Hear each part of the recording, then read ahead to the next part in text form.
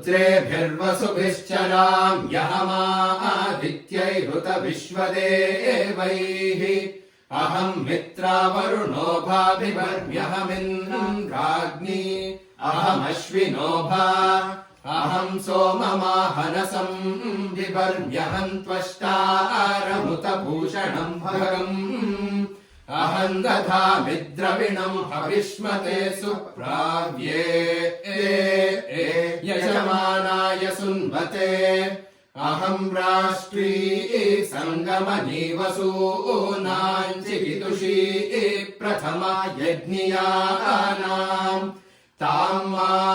देवा व्यदुः पुरुत्रा भूरिस्थात्रां भूर्या वेशयन्ति मया सो अन्नमत्तियो विपश्यति यः प्राणिति य ईं शृणोत्युक्तम् अमन्तभौमान्त उपक्षियन्ति श्रुतिश्रुतः श्रद्धिवन्ते वदामि अहमेव स्वयमिदं वदामि जुष्टं देवेभिरुतमानुषेभिः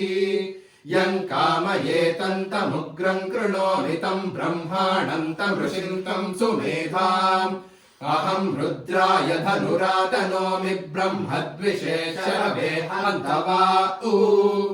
अहं जनाय समदं कृणोम्यहं द्यावा पृथिवी आविवेश अहं सुवे पितरमस्य मूर्धन्मम योनिरप्स्वा अन्तः समुद्रे ततो वितिष्ठे भुवनानुविश्वोतामून्द्यां वर्ष्मणो बस्पृशामि